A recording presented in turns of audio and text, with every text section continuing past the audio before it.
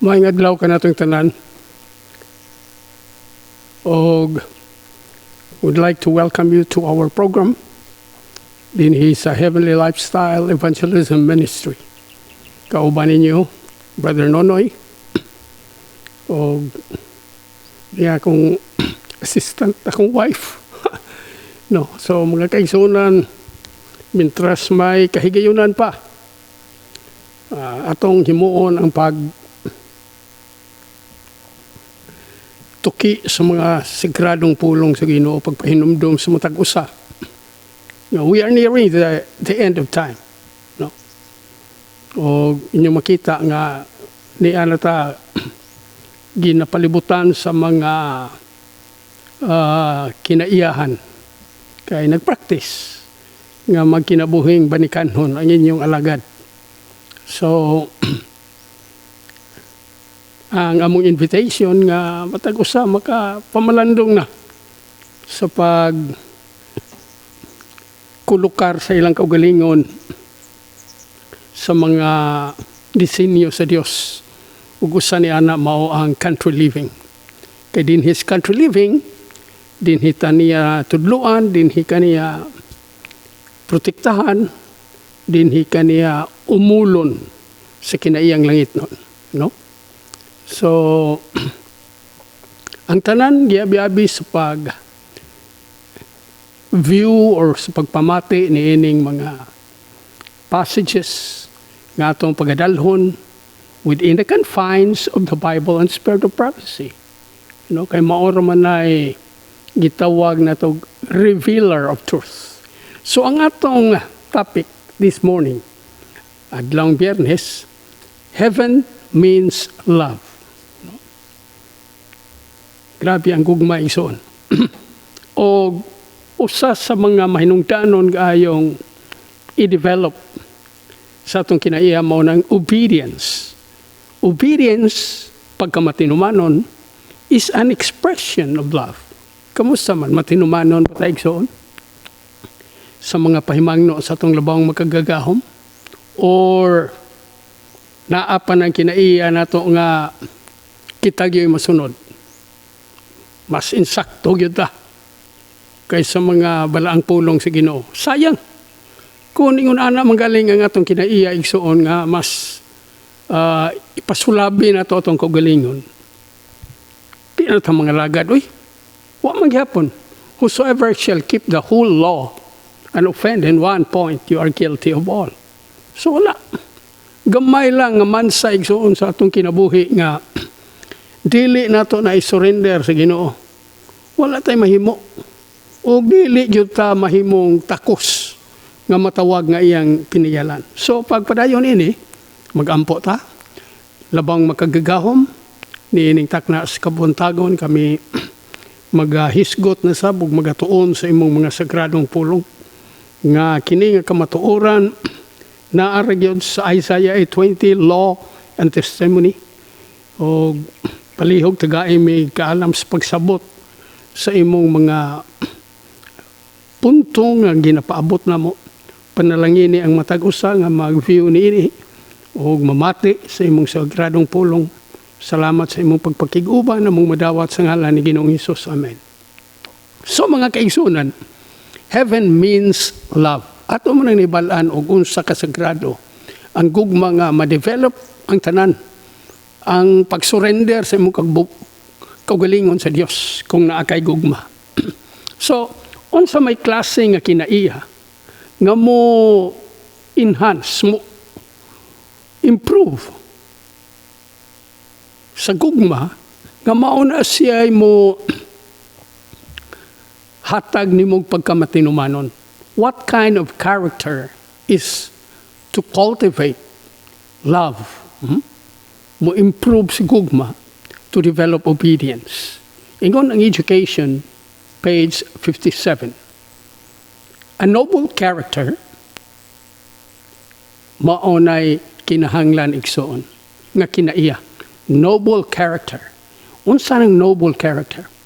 Such a character is not the result of accident. It is not due to special favors or endowments of providence. A noble character is the result of self-discipline, of the subjection of the lower to the higher nature, the surrender of self for the service of love to God and man. Maori ay na noble character. So, kanabang pagtugyan sa kaugalingon, aron ka makahimo sa mga langit ng buluhaton, sa imong Dios ug sa isikatao. So, matod pa sa John 14:15 and 21, if you love me, keep my commandments. He that hath my commandments and keepeth them, he it is that loveth me.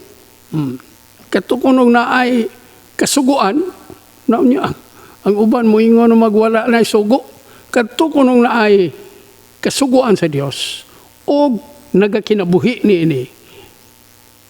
He it is that loveth me. Mauna siya'y tao nga gahigugma sa Dios kung gikinabuhi niya ang mga kasuguan o pahimangno sa Dios. And he that loveth me shall be loved of my Father, and I will love him. Tiyaw ni mo na. And will manifest myself to him. Di ba ka malipay, anak, nga ang Diyos mismo mupadayag sa mga langit ng eksperyensya diya ni mo kung naanang gitawag na to nga gugma. Tungod kay ikaw na akay gitawag nga noble character. So, how are we reminded regarding the keeping of God's commandments or His laws? Giunsa man ta pagpahinumdom sa pagkinabuhi sa iyang mga kasuguan. Whosoever shall keep the whole law and yet offend in one point, he is guilty of all. Kanang commandments, 10 na igsuon. Ug imong lapason ang usa ana, gilapasan nimo tanan. No. Bali og ato nang hatagag pagtagad nga punto ba sa atong Kristohanong pagpangalagad. Kadaghanan nato ang number 1 gyud nga masipyat diha gyud sa una-unang sugo, idolatry. Thou shalt have no other gods before me. Kaya nga naman, naaga ni kay idolatry, so pagsimba og lain Dios. Maapil na ang tanan, bisag ang Sabado imo nang malapas-lapasan, nga maura ba na test of loyalty sa Ginoo? Ano adlaw ipapahulay? Nga naman, naamang kay ginasimba nga lain. Muna gitawag nga Dios nimo. So, mabasa nimo na sa James chapter 2 verse 10. How does love play a role in obeying God's law? How does love? Saan man sa gugma nga maoy mo pahaluna sa imong pagtuman sa mga kasuguan sa Dios?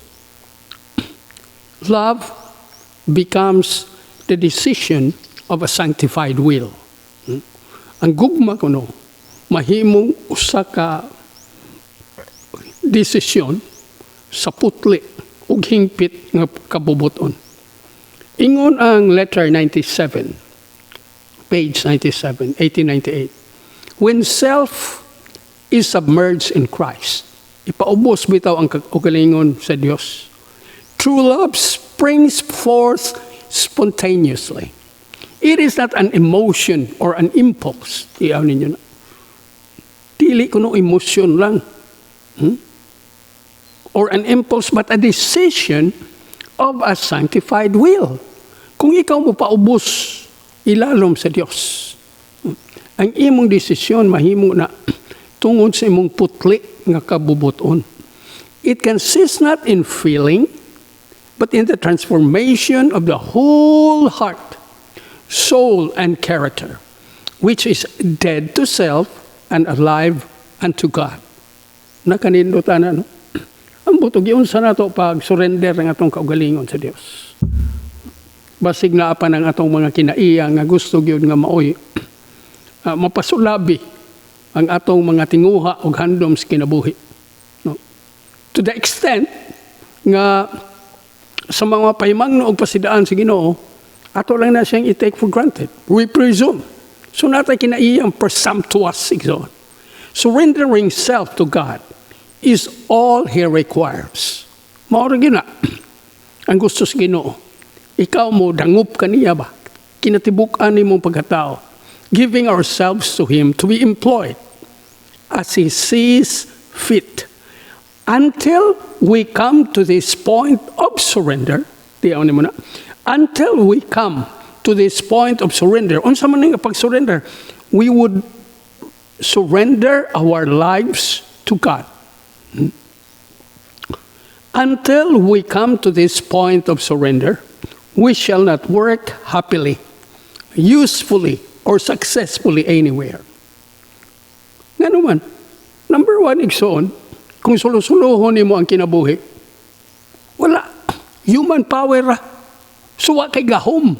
Nga mahimo kang magmalinampuson sa imong paninguha sa ugma damlag. But when human power and divine power is combined, siyempre, dako kaayo nga kalampusan ang imong maangkon. Madipayon ka pa sa imuhang mga buluhaton. Because when you work, you have to learn to love your work. And the work will love you. Muna usa sa mga sekreto na akong igsoon. Sa dihang nang-impliyo pa ko nga. I learned to love my work. Munang aksyon ko o resign, dili yun musugot ang akong amo. Tungod kay nakita niya nga I learned to love my work. No? So ingon ana ra ang pag-surrender sa tong kaugalingon sa Dios. Mao na iyang gina-require unya sa mao nga kahigayonan nga gikombinar nato ang human and divine power. We will work happily, usefully, or successfully. Naiuban, mo may magbuot. Mabalibaran gani sa Sabado, mo insister gyud og trabaho, bahala ni na Sabado. Igsoon sa tinuod lang. Sa akong kahimtang, sa nagtrabaho pa ko, ako ray nagtrabaho nga walay Sabado, igsoon. Ako yun ang gipakigbisugan. O uban sa tabang sa Ginoong gitugot yun, igsoon. For it is God which worketh in you both to will and to do of His good pleasure. Philippians 2:13. For it is God which worketh in you. Kung i-combine na to, ang human and divine power. Now it is God that worketh in us to will and to do of His good pleasure. How can we explain this? Of course, we can find it on letter number 5, 1889. The limited capacity of man cannot define this mystery. The blending of the two natures, the divine and the human, it can never be explained. Man must wonder and be silent. Di na ito na masabtan igsoon. When we combine our human power to divine power. Pero, mahimo kang malipayon, mahimo kang successful, tungod kay ang Diyos nagpaluyon nimo. Kinsa bagoy, mutuo sa akong kahimtang. I work as an ambassador driver. Unya, sa weekend, igsoon maura ba na yung mga official calls. Pero libre ang akong Sabado. Tukagin ko sa simbahan, kauban sa akong mga panimalay.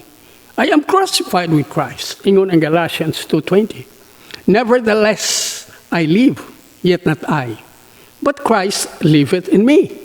And the life which I now live in the flesh, I live by the faith of the Son of God, who loved me and gave Himself for me. Oh. Mao na siya igsoon nga, kinahanglan nato ang pag-surrender sa kaugalingon nga to sa Dios. Manuscript, page 16, 1900. The greatest work that can be done in the world is to glorify God by living the character of Christ.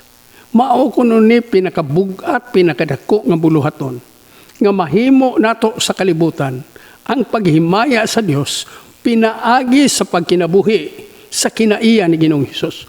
Maunang kung kita matinud-anon nga mga sumusunod sa Dios, ato yung kabuton ang standard sa Ginoo. Unsa yung standard?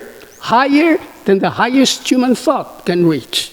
is God's ideal for His children. Godliness and godlikeness. Godliness and godlikeness. Kinaiya ni Ginoong Hesus is the goal to be reached. God will make perfect only those who will die to self. Sa ato pa igsoon, kanang pahimangno sa Ginoo, be ye therefore perfect, even as your Father which is in heaven is perfect. Maangko nimo na kung ikaw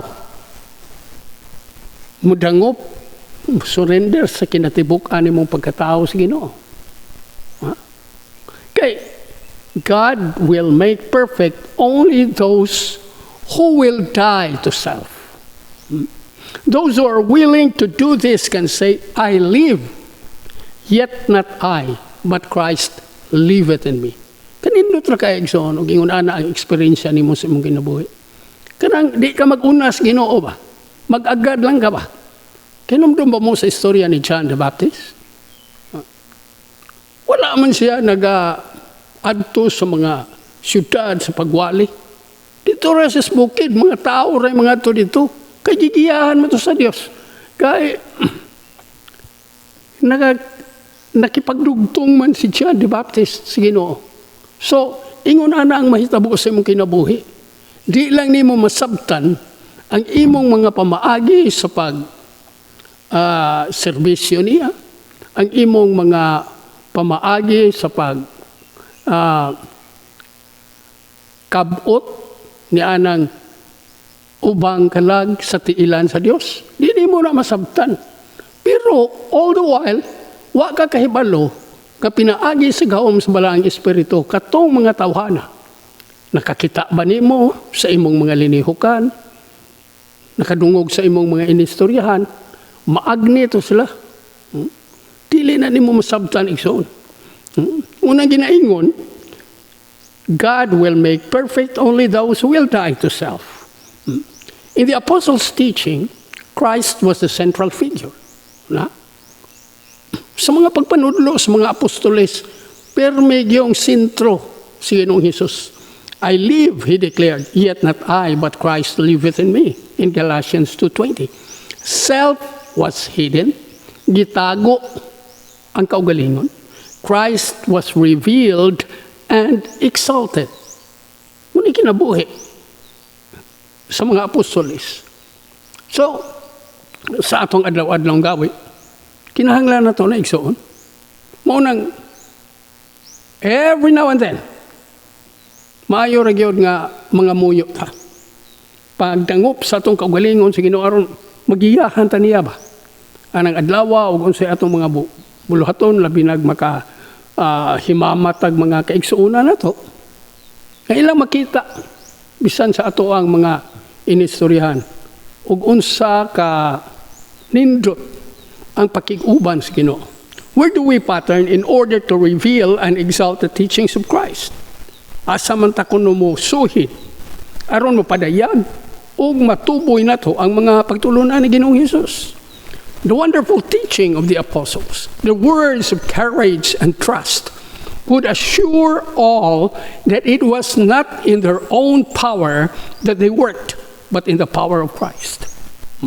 Atong kinabuhi ingon ana igsoon. Kami sa akong asawa waay laing kisaligan pag-ampo ra gyud ba?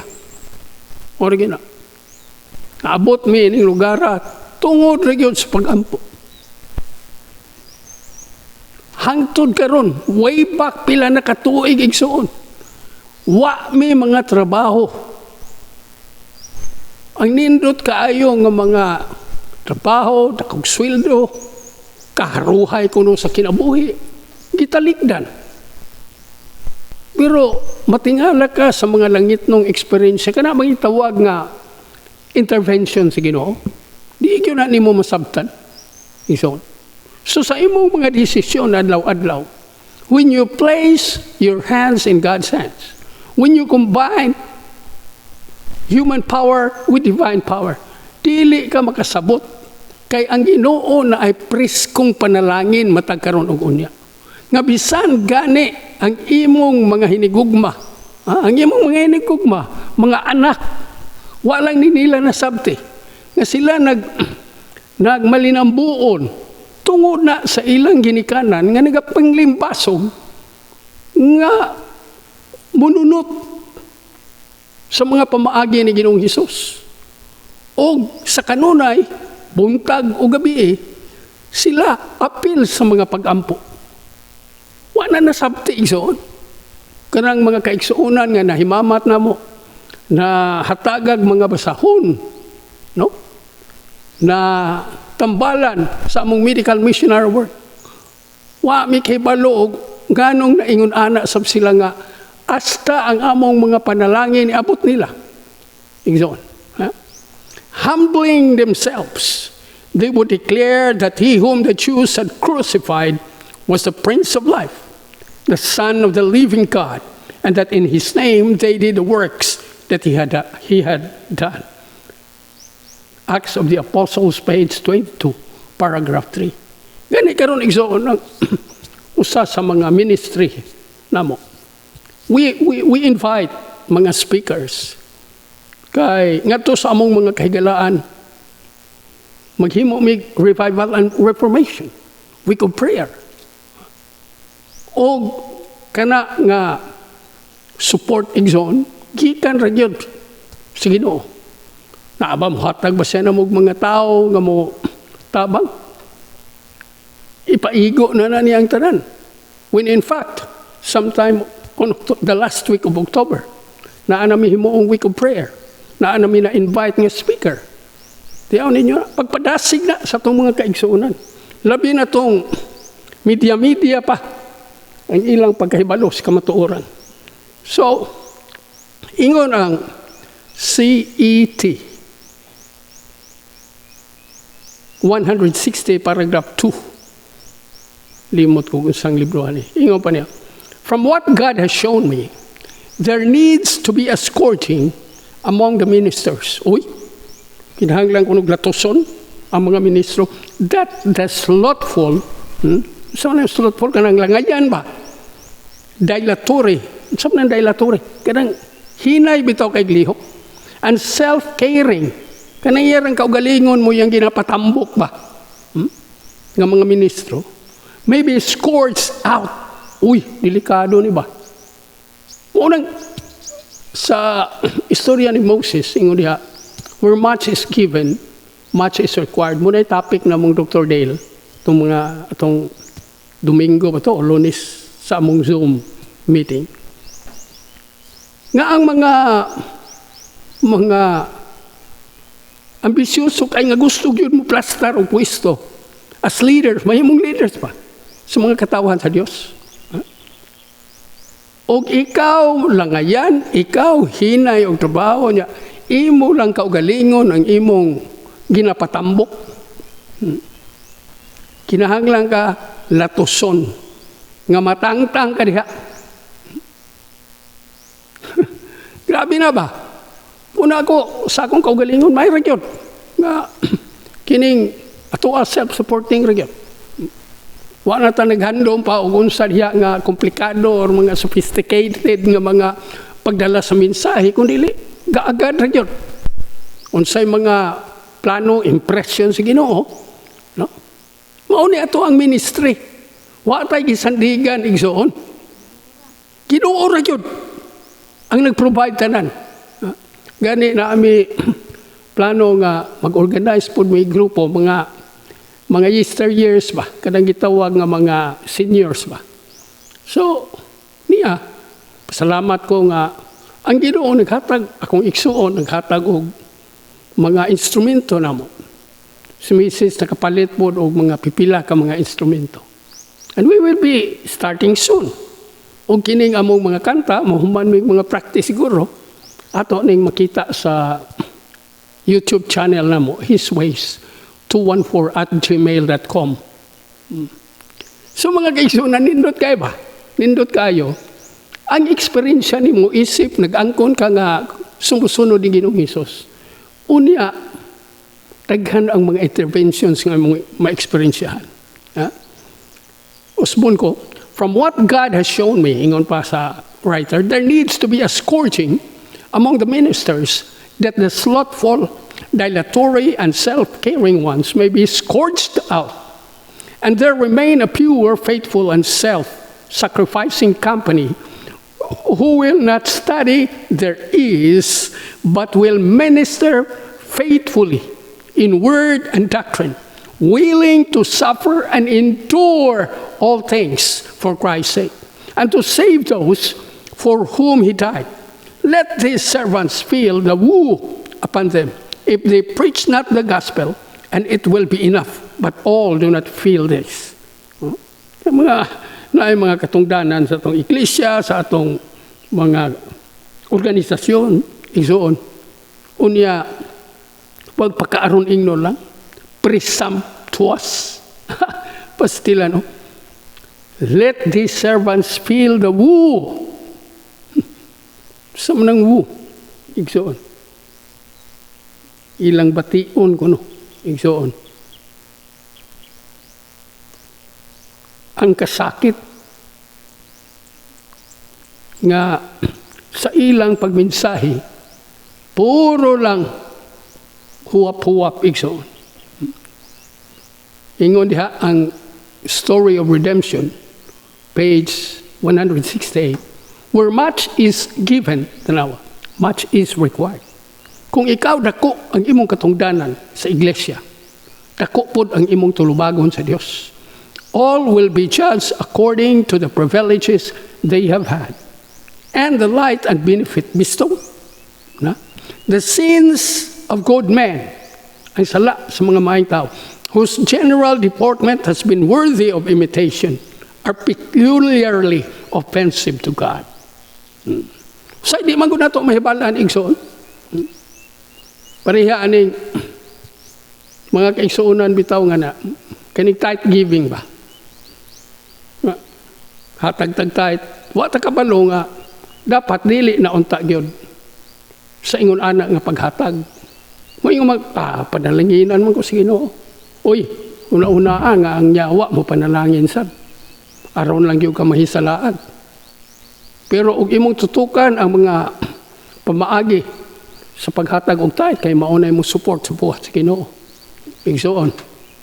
Dako kayong kausaban mahitabo sa imong kinabuhi. Sabbath school worker, April 12, 1904. Those who are at variance, those who are at difference in almost everything else. Kana bitaw mga tao nga maglain-lain yun. Nga supakiro ba? Mga tao. Present gani kaani nga kamator, opsyon na.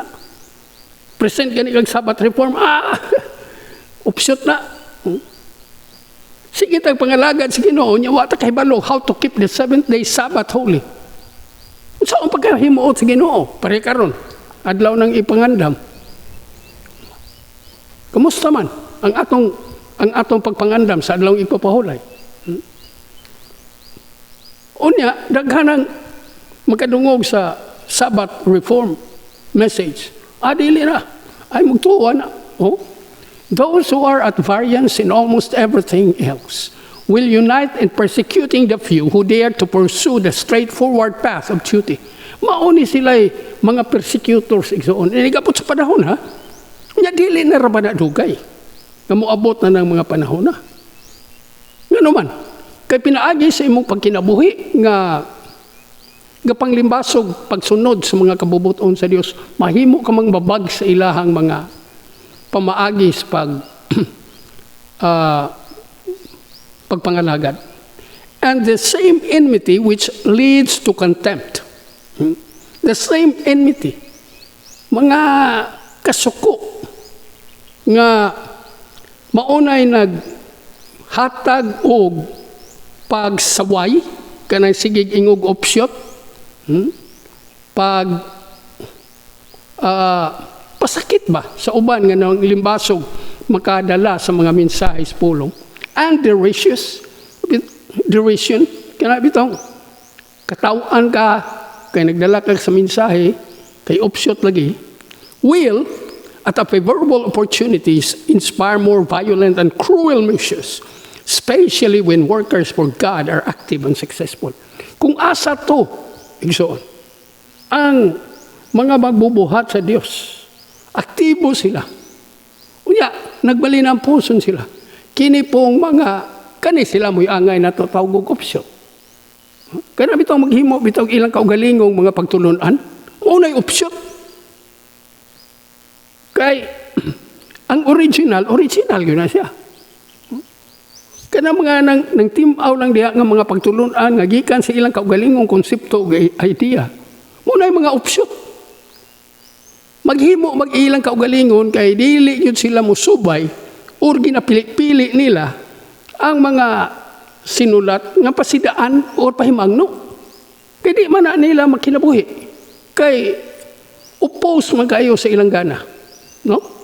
So karon, as faithful followers of God, how are we supposed to experience? So, kita na ni Igsoon. Isip ikaw, usa ka sumusunod sa Dios nga matinud-anon ba? Ingon ang 2 Timothy 3:12, ye and all that will live godly in Christ Jesus shall suffer persecution. Di yun na malikayan, Igsoon. Nga ikaw nga nagkinabuhing Diyos nun, at kauban ni Ginoong Hesus, masugamak yun mo ng mga paglutos. How does the Lord value and reward those who are His followers, who rightfully labor for His cause? Unsa may mga gasa nga giandam sa Ginoo. Ingon pa niya sa Matthew 5:10 and 11, blessed are they which are persecuted for righteousness. Bulahan kuno to sila. Nga gipanglutos alang-alang sa pagkamatarong. For theirs is the kingdom of heaven. Uy, dako ng pag-asa igsoon. Nga makasulod ka sa gingharian sa mga langit. Blessed are ye when men shall revile you and persecute you and shall say all manner of evil against you falsely for my sake. Na, kamusta man? Sige nung Hesus kaniadto, ingon ana manggihapon. Himu-himuag mga istorya, igsoon.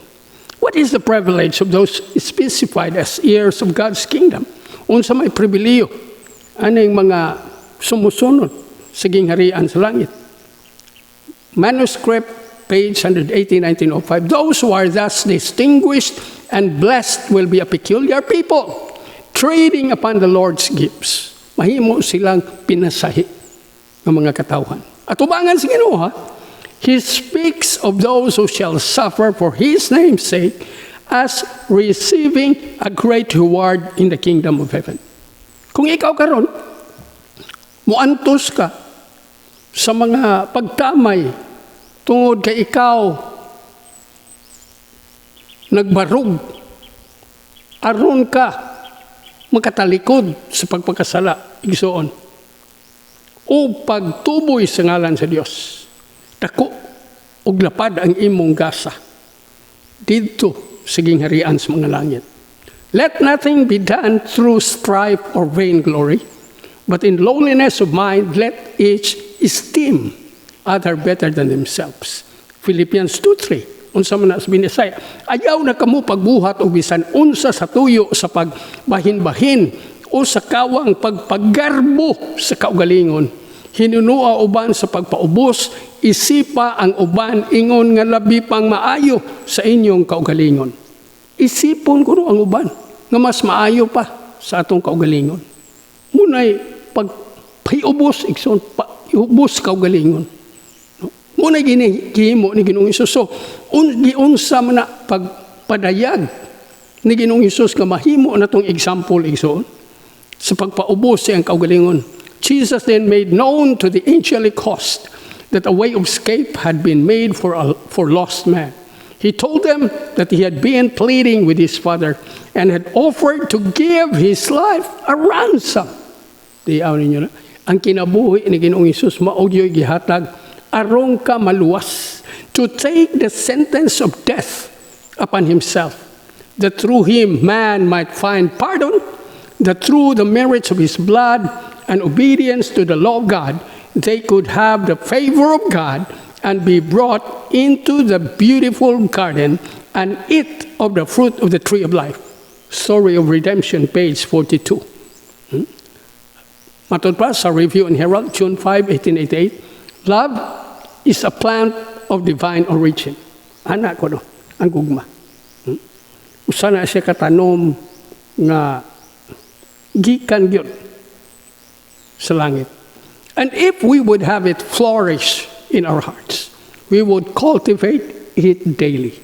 Mildness, gentleness, long-suffering, not being easily provoked, bearing all things, enduring all things. These are the fruits upon the precious tree of love. Tindot kayo, no? Mildness, gentleness, long-suffering, not being easily provoked, bearing all things, enduring all things. These are the fruits upon the precious tree of love. And now, abideth faith, hope, charity.